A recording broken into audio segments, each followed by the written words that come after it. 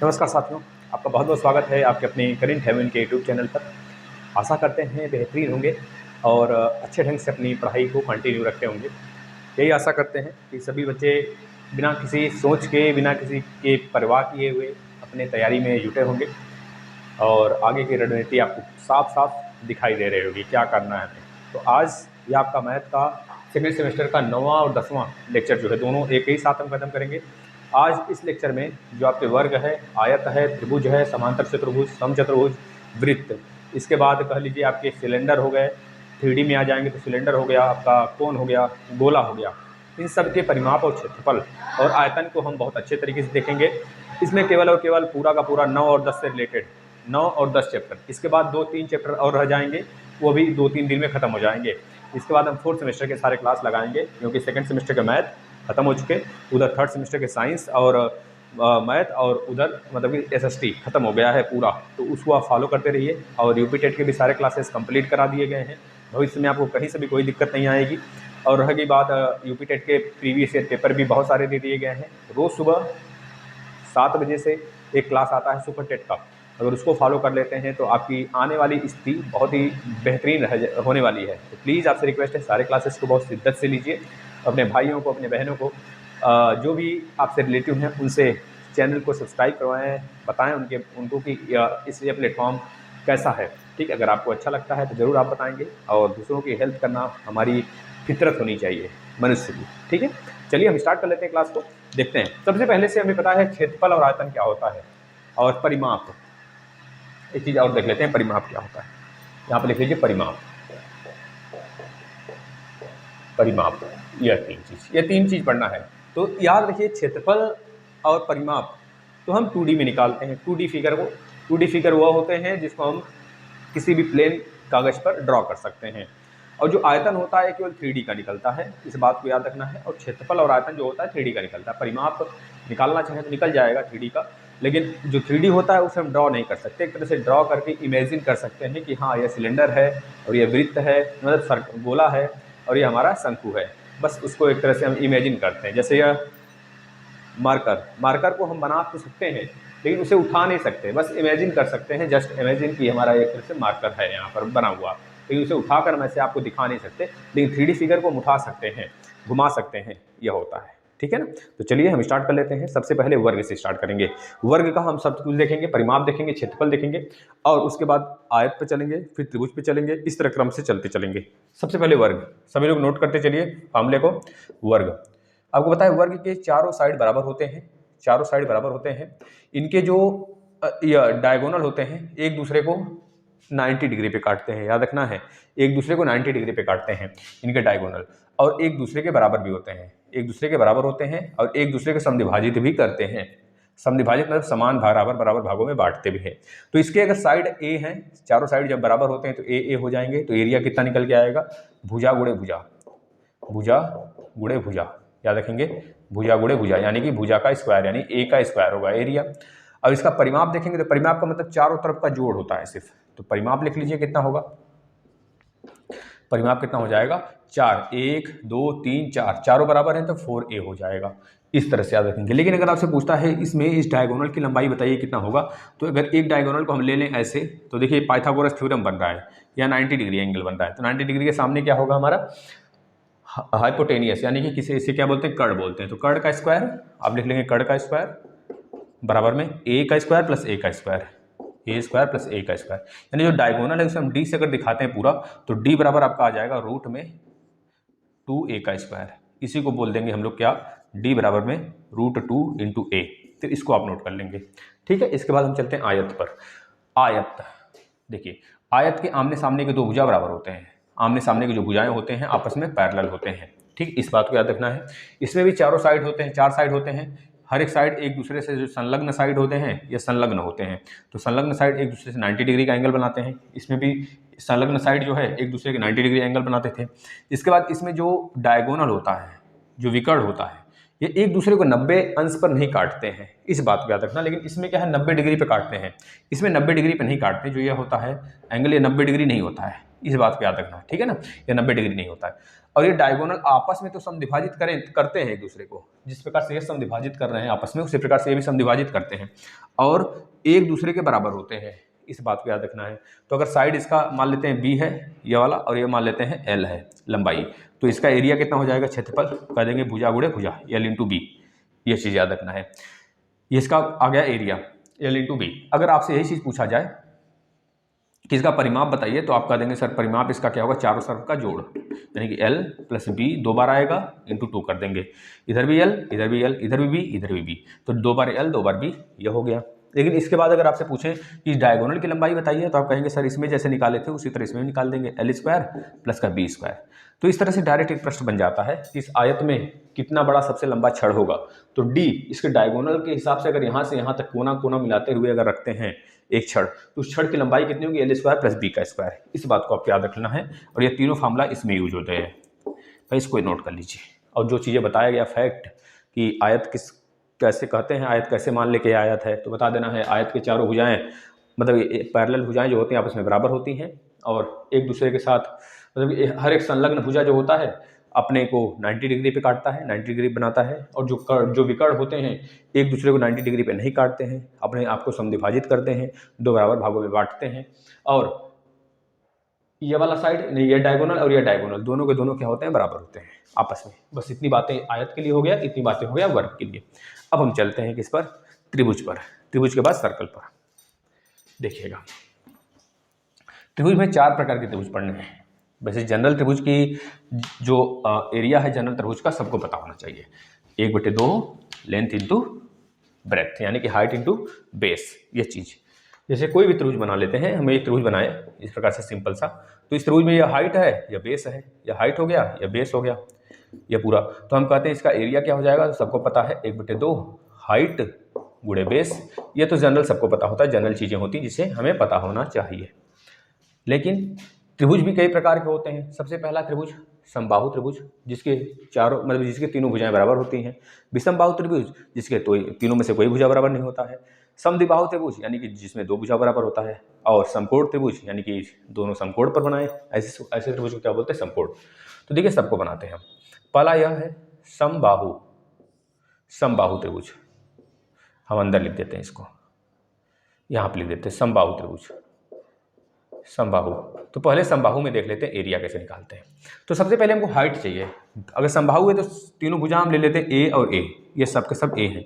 अब हमको पता है जब समबाहु है तो यह केवल किस पे काटेगा भाई, यह जो है लंब जो होगा यह एक भुजा को साइड में ऐसे बराबर बराबर भागों में बांटेगा। यह पूरा का पूरा ए है तो यह बचेगा इतना a/2, और यह वाला भी a/2 बचेगा जब 2 बराबर भागों में बांटेगा। तो अब इसको देखिएगा, हमें हाइट नहीं पता है इसमें, लेकिन हमको पता है जो ट्रायंगल का फार्मूला होता है एरिया का, 1/2 गुणे हाइट इंटू बेस, यही होता है।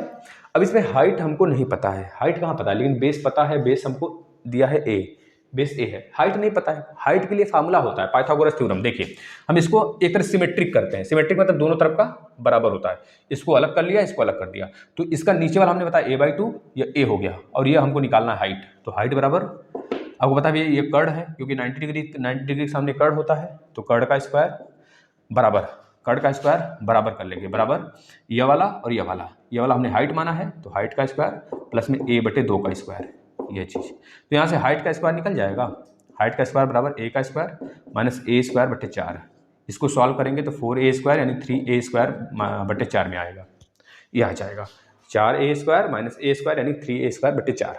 अब यहाँ से h की वैल्यू निकाल लीजिए, कितना आएगा, √3/2 इंटू a आ जाएगा, ये आएगा h की वैल्यू। हाइट हमेशा और हमेशा समद्विबाहु त्रिभुज का समबाहु त्रिभुज का जो हाइट होता है यही होता है, सभी लोग रट जाएंगे। समबाहु त्रिभुज का जो हाइट होगा यही होगा।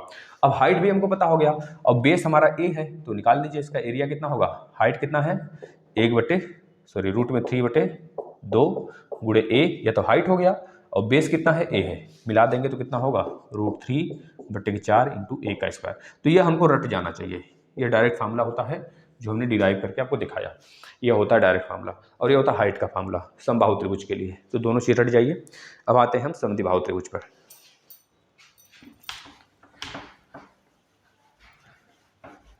अब देखिएगा समद्विबाहु त्रिभुज किसे कहते हैं। और समद्विबाहु त्रिभुज मतलब कि जिसके दो भुजाएं बराबर होती हैं, कोई दो भुजा, तो समद्विबाहु त्रिभुज होता है। यह हो गया समद्विबाहु त्रिभुज, जिसके मान लेते हैं यह वाला और यह वाला भुजा बराबर है और एक परपेंडिकुलर, इस प्रकार से यह पूरा का पूरा बी है, तो इसको काटेगा b/2 में और b/2 में।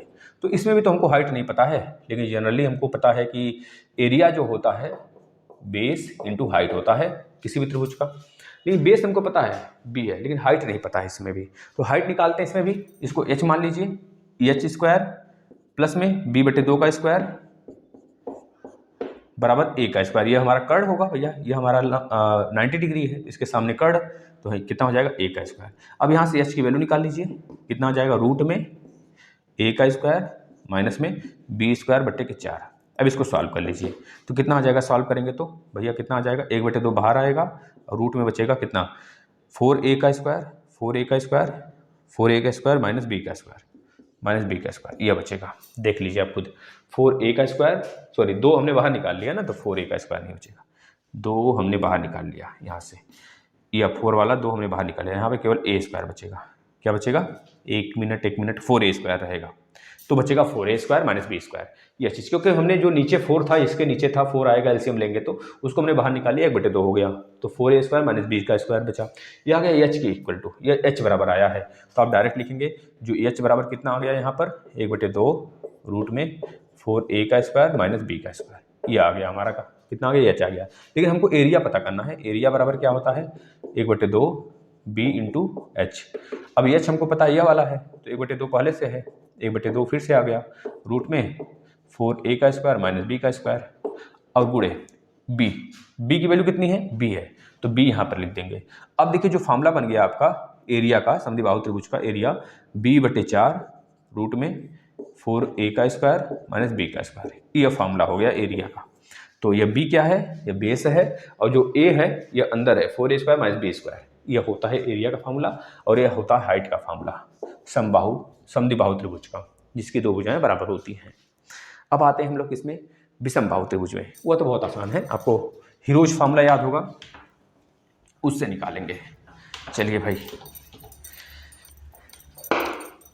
देखिए, समबाहु हो गया, समद्विबाहु हो गया, विषमबाहु में क्या होगा, या a होगा या b होगा या c होगा, तीनों भुजाएं अलग अलग होंगी। ये चीज़ याद रखना है। अगर पूछा जाता है कौन सा त्रिभुज है, तो बताएंगे विषमबाहु त्रिभुज है, इसके तीनों साइड अलग अलग होते हैं। तो इसका पहले बात हमको अर्ध परिमाप निकालना है। परिमाप हमने बताया तीनों साइड का जोड़ परिमाप होता है, तो परिमाप इसको 2s से दिखाते हैं, परिमाप a plus b plus c। तो यहाँ पर परिमाप यानी s बराबर अर्ध परिमाप आएगा भाई, आधा करेंगे तो a plus b plus c, तो अर्ध परिमाप कितना आ गया, 2 आ गया। अब इसका एरिया निकालना होता है, तो एरिया निकालने के लिए हम क्या करते हैं, इसमें हीरोज फार्मूला लगाते हैं। जो यस, यह वाला यस आया रहता है, इसको सॉल्व करने के बाद मान लीजिए यहाँ पर a की वैल्यू 2 दे दे, b की वैल्यू 3 दे दे, c की वैल्यू 4 दे दे, तो 4 3 7 2 9, 9/2 करेंगे 4.5 आएगा, तो वही s की वैल्यू आएगी, वो अर्ध परिमाप होगा। तो अब यहाँ पे s की वैल्यू रखेंगे, s into yes minus a into yes minus b, ये वाला b into yes minus c, यह होता है पूरा का पूरा हीरोज फार्मूला का, जिससे कि हम विषमबाहु त्रिभुज का एरिया निकाल पाते हैं। ये चीज़ नोट कर लीजिए, ये होता है एरिया के लिए फार्मूला, ये होता है अर्ध परिमाप, फटाफट नोट कर लीजिए। इसके बाद आ जाते हैं समकोण त्रिभुज पर। अब देखिए समकोण त्रिभुज में आपको पता चल रहा है कि मतलब समकोण पे मिलेंगे, जाहिर सी बात है भाई, इस प्रकार से यह समकोण त्रिभुज होगा हमारा, समकोण त्रिभुज होगा। तो ये हमारा हाइट हो गया, यह बेस हो गया, यह हमारा विकर्ण यानी कर्ण हो गया। तो इससे कुछ मतलब नहीं, हमें सिर्फ पता है हाइट और बेस से मतलब है। तो इसका भी फार्मूला वही होगा जो हमारा ये जनरल फार्मूला है, 1/2 गुणे हाइट इंटू बेस, यह चीज़ होगा, इसका फार्मूला आप नोट कर लेंगे। अगर दोनों भुजा बराबर दिया रहता है, कहता है ना समकोण त्रिभुज में अगर दोनों भुजा बराबर हो, दो भुजाएं बराबर हो, तो उसका एरिया बताइए। तो मतलब अगर यह भी 2 हो जाए और यह भी 2 हो जाए, तो क्या हो जाएगा, 1/2, h के प्लेस पे भी 2, b के प्लेस पे भी 2, 2 कट जाएगा तो आ जाएगा 2, ठीक है। अब एरिया आया है, तो एरिया का जो फार्मूला होता है कितना होता है, मतलब उसका यूनिट जो होता है मीटर स्क्वायर होता है, या फिर सेंटीमीटर स्क्वायर होता है, या फिर मिलीमीटर स्क्वायर होता है, जो भी होगा 2 यूनिट में होगा, डबल यूनिट में होगा, इस बात को याद रखना है, ठीक है ना। अब चलते हैं वृत्त। अब देखते हैं वृत्त पर।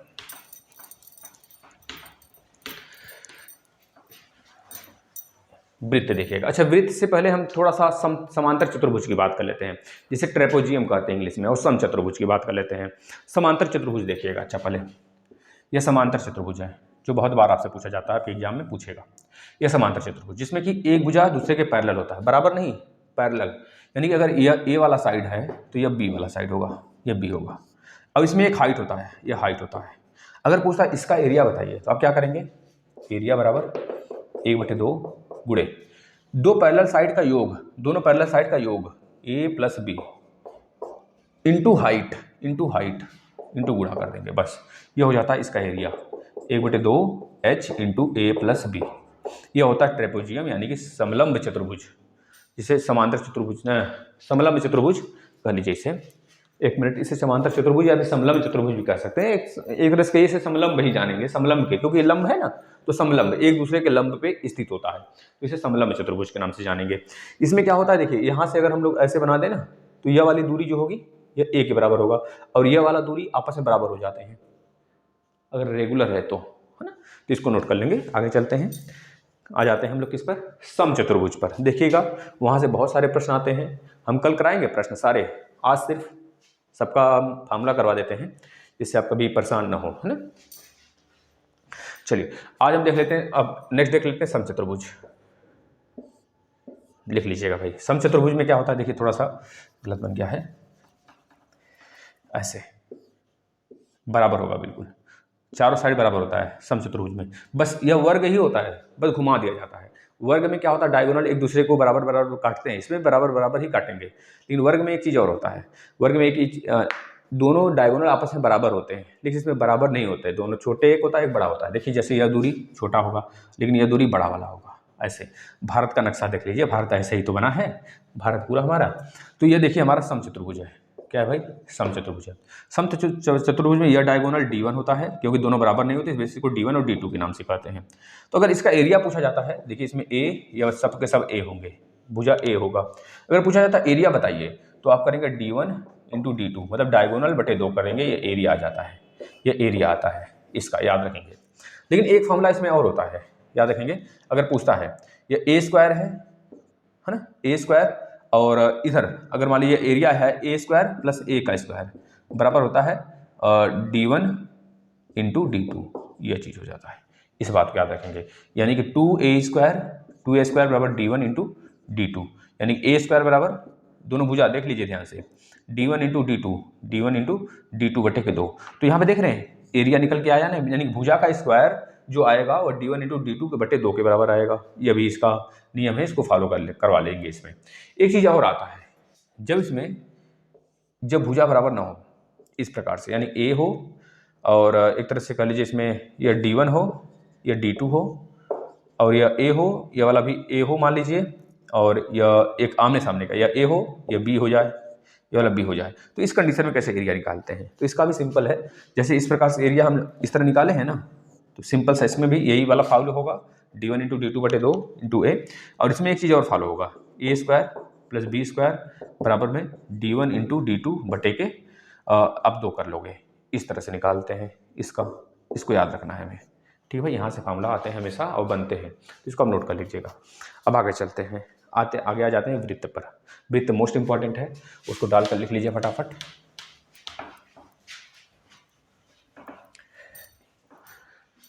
वृत्त देखिएगा, वृत्त में 2 चीज़ पढ़ना है हमको, पहले एक वृत्त एक अर्धवृत्त। पहले इसको देख लीजिए, वृत्त में यह क्या होगा भैया, ये हमारा डायमीटर हो गया, बीच में बिल्कुल बीच से जाएगा, ये हमारा क्या केंद्र है, बना लीजिएगा अपने से, एक केंद्र हो गया, जो कि पूरे का एक केंद्र पॉइंट हो गया। यहाँ से जितनी भी रेखाएं जाएंगी सबके सब क्या होंगे, रेडियस होंगे, सबके सब रेडियस होंगे। और सबसे बड़ा रेडियस क्या होता है, यानी सबसे बड़ा त्रिज्या क्या होगा वृत्त का डायमीटर, किसी वृत्त का डायमीटर सबसे बड़ा त्रिज्या होता है। जो व्यास होता है, जो किसी वृत्त का व्यास होता है, वही क्या होता है, सबसे बड़ा क्या होता है, एक तरह से कह लीजिए कि इसे क्या बोलते हैं हम लोग, यहाँ से दो बिंदु को मिलाता है, उसे बोला जाता है कोड बोला जाता है ना, कॉर्ड, CHORD, कॉर्ड बोला जाता है। इस तरह याद रखेंगे, जो कॉर्ड होता है, यानी जो व्यास होता है, सबसे बड़ा अगर बोला जाता है कॉर्ड, इस पूरे वृत्त का सबसे बड़ा कॉर्ड क्या होता है, जिसे जीवा बोलते हैं, सबसे बड़ा जीवा।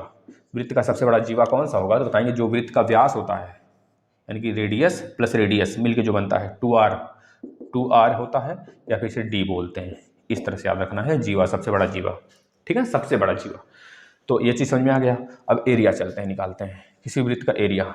यहाँ से इसका रेडियस r इंटू यह 2 पाई, ये पूरा 2 पाई है। तो याद रखेंगे अगर इसका परिमाप पूछता है, यानी सरकमफ्रेंस, यानी कि हिंदी में कह लीजिए परिमाप जो पूछता है, जिसे हम कहते हैं परिधि। भाई परिमाप बोलिए चाहे परिधि बोलिए, तो परिधि बोलिए चाहे परिमाप, बात यह एक है, चाहे परिधि हम लिख देते हैं। चलिए परिधि, तो परिधि जो होगा ये पूरा का पूरा 2 पाई है। देखिए ये पूरा पाई नीचे का, ऊपर का 2 पाई इंटू r, ये परिधि आता है किसी वृत्त का। किसी वृत्त का क्षेत्रफल क्या होता है तो बता देंगे पाई r square, pi into r square होता है भाई, इस बात को याद रखना है। अब लेकिन अगर आपसे पूछता है कि यह वाला हमारा क्या हो गया, त्रिज्यखंड, यह त्रिज्यखंड हो गया, इसको हम काट लिए, इधर का निकाल लिए।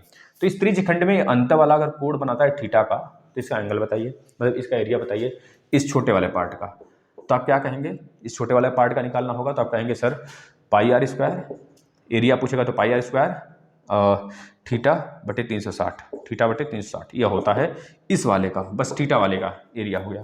अब बड़े वाले का एरिया मान लीजिए हमारा 270 डिग्री है, मान लेते हैं 270 डिग्री पूरा बड़ा वाला, तो पूरे बड़े वाले का जब एरिया निकालना होगा तो आप करेंगे पाई r स्क्वायर गुणे 270 बटे 360, यह हो जाता है पूरे बड़े वाले का एरिया। अब परिमाप निकालना होगा इस छोटे वाले का, तो आप कहेंगे सर थीटा बटे 360 गुणे 2 पाई r गुणे 2 पाई r, यह होता है परिमाप इस छोटे वाले का। बड़े वाले का परिमाप यानी जो बचा हुआ है दीर्घवृत्त खंड, तो बता देंगे पाई r 2 पाई r इंटू 270 बटे के 360। हम माने हैं बस आपको समझाने के लिए, तो एक तरह से ये समझे रहेंगे तभी कल इसका हम लोग जब करेंगे सोल्यूशन करेंगे तो अच्छे समझ में आएगा सारा क्वेश्चन, ठीक है। तो इसको नोट कर लीजिएगा। अब अर्धवृत्त पे आते हैं, ध्यान से देखेंगे अर्धवृत्त क्या होता है। इसी को जब हम आधा कर देंगे, अब ध्यान से देखेंगे, वहाँ पे बहुत सारे डिफिकल्ट टास्क हैं जो समझना पड़ेगा हमें। देखिए अर्धवृत्त क्या होता है, ये अर्धवृत्त हो गया, ये पूरा पूरा अर्धवृत्त है, ठीक है। अर्धवृत्त में भी वही हमारा केंद्र का, अगर इसको पूरा घुमा दें ऐसे तो ये पूरा सर्कल बन जाएगा। तो ये रेडियस हो गया r, यह भी r हो गया। तो पूछा जाता है अर्धवृत्त का एरिया बताइए, तो वही चीज़ आपको पता है पूरे वृत्त का एरिया पाई r स्क्वायर होता है, पाई r स्क्वायर बटे 2 इसका एरिया हो जाएगा। लेकिन अगर पूछा जाता है इस अर्धवृत्त का परिमाप बताइए, यानी कि परिधि बताइए, तो परिधि में अगर बोलेगा तो यह केवल इसकी बात कर रहा है, केवल इसकी बात करेगा।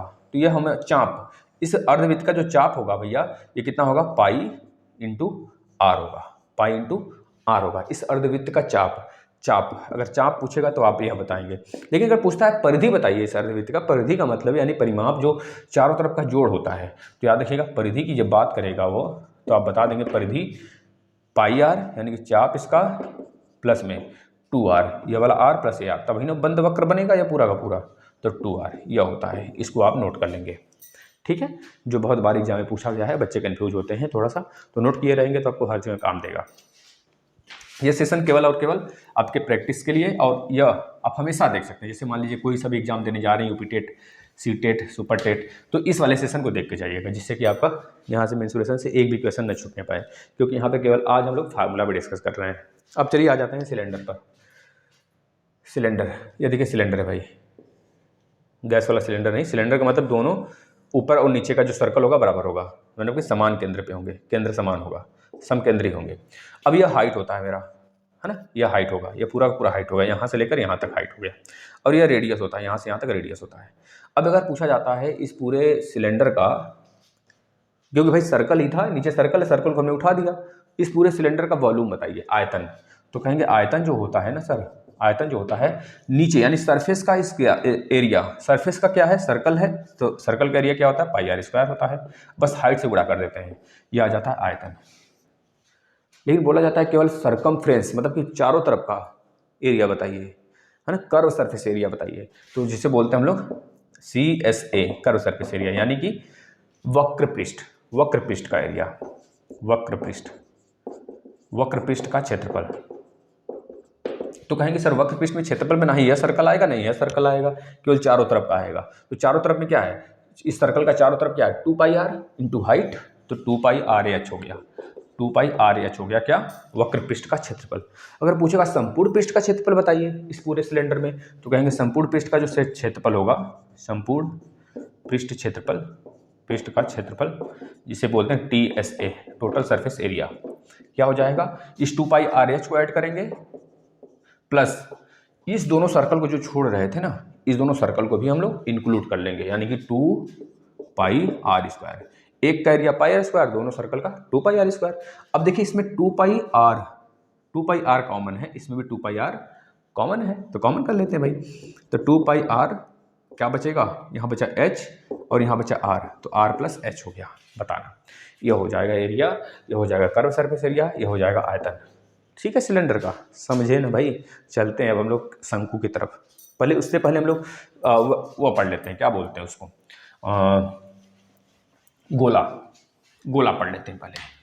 क्योंकि देखिए जो ये प्रिज्म है, इसे प्रिज्म बोलते हैं। मान लीजिए हमारा घन घनाभ भी पढ़ लेते हैं, पहले घन घनाभ पढ़ लेते हैं। घन घनाभ, देखिए घन हो गया।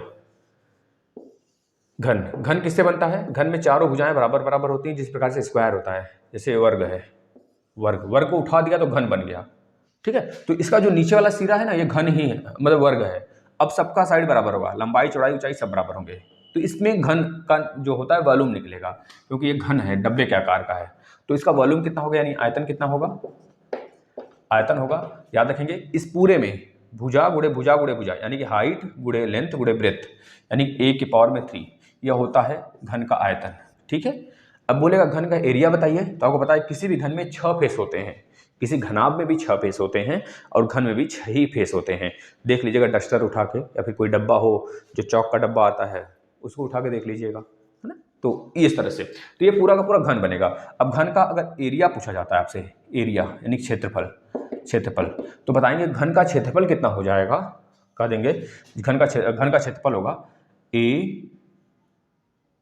का स्क्वायर गुणे के 6, यानी 6 फेस है तो एक फेस का स्क्वायर हमें पता है स्क्वायर है तो a स्क्वायर होगा, और 6 फेस है तो 6a स्क्वायर होगा। अब कभी कभी पूछ देता है कि हमारा मान लीजिए घर वर्गाकार है, लेकिन उसमें छत का सीलिंग का और जो फर्श है उसको पेंट नहीं करना है, केवल चारों तरफ का दीवार को पेंट करना है, तो बताओ कितना एरिया होगा चारों दीवारों का। तो आप लिखा देंगे बस दीवार का एरिया बराबर में 4a स्क्वायर, क्योंकि 2 आपने निकाल दिया, नीचे का और ऊपर का निकाल दिया, तो बचा 4a स्क्वायर। इस तरह से यह निकलता एरिया। अब एरिया हो गया, आयतन हो गया, अब क्या बचा है, अब पूछेगा इस वर्ग में सबसे बड़ा जो डंडा होगा, कोई स्टिक होगा, कोई छड़ होगा, सबसे बड़ा छड़ की लंबाई बता दीजिए अगर रखें इसमें। तो आप कहेंगे इस कॉर्नर से रखेंगे यहाँ तक लाएंगे, तो उसका क्या हो जाएगा भैया, तो हम उसे डी से दिखा लेते हैं। तो कह देंगे सर a का स्क्वायर प्लस का a का स्क्वायर प्लस a का स्क्वायर, क्योंकि एक लंबाई होगा, एक चौड़ाई होगा, एक ऊंचाई होगा, तो इस तरह से कहेंगे रूट में 3a। यह होता है किसका, d बराबर होता है सबसे लंबे छड़ की लंबाई इसमें होती है। इसी प्रकार से घनाभ होता है, घनाभ आयत से बनता है, इस प्रकार से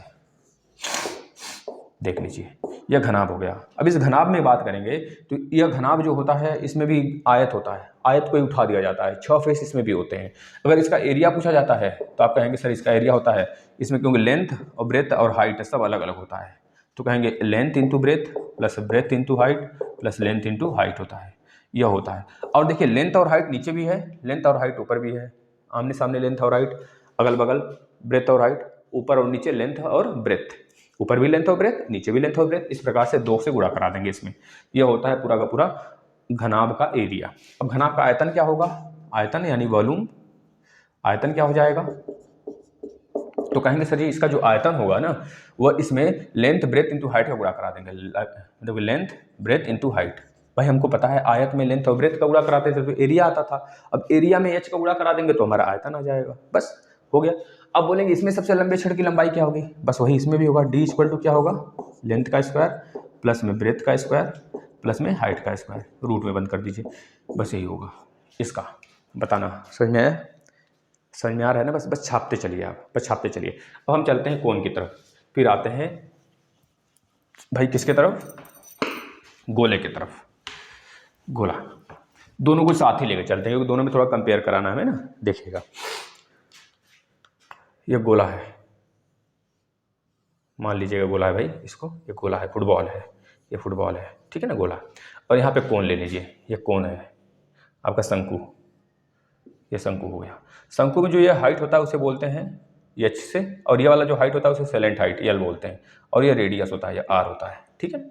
इस पूरे सर्कल में मतलब गोले में 4 पोर्शन होता है, 2 गोला इधर से, 2 गोला इधर से, ऊपर नीचे 2 गोला इधर से, 2 गोला इसे सटाकर 4 गोला होता है जो कि बनता है। तो इस वजह से इस गोले का पूरा अगर रेडियस आर है तो आयत मतलब तब एरिया कितना हो जाएगा, तो बोलेंगे 4a का स्क्वायर होगा, मतलब r का स्क्वायर, अगर r है तो r का स्क्वायर, 4r का स्क्वायर। लेकिन इसका आयतन क्या होता है, डायरेक्ट याद करिए, वॉल्यूम जो होता है यानी आयतन जो होता है 4/3 r का क्यूब होता है, 4/3 r का क्यूब होता है।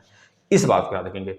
इसमें एक चीज़ और याद रखना है, एरिया हो गया और इसका आयतन हो गया 4/3 r क्यूब। लेकिन अगर हाफ सर्कल बना दें ऐसे कटोरे नुमा हाफ सर्कल, तो बोला जाए इसका हमको एरिया बताइए, तो इसका एरिया क्या होगा, तो आप कहेंगे सर यह वाला पूरा का पूरा एरिया, यह वाला, यह केवल वक्र पृष्ठ का एरिया की बात करेगा, तो आप कहेंगे सर इसका हो जाएगा a बराबर 2r स्क्वायर। लेकिन अगर बोलेगा टोटल इसका एरिया बताइए, तो इसमें एक यह सर्किल बन रहा है, देख रहे ना, यह भी सर्कल बन रहा है, तो इसका भी एरिया पाई आर स्क्वायर होगा, और नीचे 2πr स्क्वायर है, 2πr स्क्वायर, दोनों को जोड़ देंगे तो टोटल एरिया कितना आ जाएगा, टोटल एरिया 3πr स्क्वायर आ जाएगा।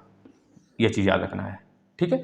अगर बोलता है हाफ सर्कल का मतलब हाफ गोले का हमको क्या बताइए, वॉल्यूम बताइए, तो आपको पता है पूरे गोले का इतना है, इसमें से बटे 2 कर दीजिए, यानी कि 2/3 हो जाएगा, 2/3 r क्यूब बटे 2 कर दीजिए, हम गुणे 2 कर देंगे तो इसका आ जाएगा आयतन, तो ये आयतन हो गया। बताओ क्या नहीं समझ में आया, सब समझ में आएगा। अब यहाँ पे देखना, जो इसका आयतन है गोले का 4/3 r क्यूब, इसका आयतन क्या होगा याद रखना है। उसका क्या था, हम लोग जब सिलेंडर का निकाले थे क्या था, पाई r स्क्वायर एच था, यही था ना। लेकिन इसमें देखेंगे तो 1/3 r क्यूब हो जाएगा। इसमें 1 मिनट, r क्यूब केवल नहीं, इसमें पाई r क्यूब रहेगा ना, पाई r क्यूब रहेगा, इसमें भी कर लेना पाई r क्यूब। अब देखना, इस पूरे शंकु की बात कर लें, शंकु में कोण की, तो इसका जो वॉल्यूम होगा, आयतन होगा 1/3 पाई r स्क्वायर एच होगा। इस बात को याद रखना। देखिए पूरे सिलेंडर का कितना था वॉल्यूम, पाई r स्क्वायर एच था। अब उसी का 1/3, जैसे ये सिलेंडर है, ये सिलेंडर है हमारा, इस सिलेंडर में देखिए ऐसे बना दिए, तो एक शंकु देखिए यहाँ से बन रहा है, ऐसे बन रहा है एक शंकु ऐसे बन रहा है, एक शंकु ऐसे बन रहा है। इस प्रकार से तीसरा भाग होता है, सिलेंडर का तीसरा भाग होता है इसका वॉल्यूम। अगर बात कर लेते हैं कोई सिलेंडर का जो वॉल्यूम है कितना है, पाई r स्क्वायर एच है, और जो कोण को हम दिखा लेते हैं कैसे, कोण का जो वॉल्यूम 1/3 पाई r स्क्वायर एच, तो दोनों का अपान कर दीजिए, रेशियो निकालिए। देखिए पाई r स्क्वायर एच कट जाएगा, तो VC/VK की वैल्यू कितनी आएगी, या कोण है या सिलेंडर है, तो बता देंगे 3/1 आएगा, ये 3 ऊपर जाएगा। तो ये रेशियो भी याद कर लेंगे, पूछा जाता है। अब इसमें अगर बोलेगा साइलेंट हाइट निकालिए, तो आपको पता है ये 90 डिग्री है, ये हमारा R है, ये हमारा H है, यानी कि यह लंब होगा या फिर आधार होगा, दोनों में से कोई एक होगा। तो L का स्क्वायर एक कर्ण का है, तो H का स्क्वायर प्लस R का स्क्वायर, यानी L बराबर कितना होगा, रूट में H square plus R square होगा, इस L की वैल्यू। अब पूछता है आपसे कि कर्व सरफेस एरिया यानी वक्र पृष्ठ बता दो, जो वक्र पृष्ठ का क्षेत्रफल, तो पाई आर एल होता है, पाई आर अब इंटू एल जो साइलेंट हाइट है, पाई आर एल होता है, यह वक्र पृष्ठ यानी कि कर्व सरफेस एरिया होता है शंकु का। अब शंकु का टोटल सरफेस एरिया क्या होता है, देखिए अगर एल नहीं दिया रहता है, एच दिया रहता है, तो एल के प्लेस पे आप यह रख देंगे, यह बन जाएगा हमारा कर्व सरफेस एरिया। अब टोटल सरफेस एरिया क्या होता है, कुल सरफेस एरिया क्या होगा भाई, कुल सरफेस एरिया की बात करेंगे, इस पूरे का कुल सरफेस एरिया कितना होगा, मतलब कि टोटल सरफेस एरिया, तो बता देंगे सर जी पाई आर, यह पूरा का पूरा pi r square into h, pi r square into h, और यह सी एस यानी पाई आर एल प्लस में पाई आर एल, मतलब हम सही से लिख देते हैं इसे, दोनों को बस जोड़ देना है। देखिएगा हम बता रहे हैं कैसे।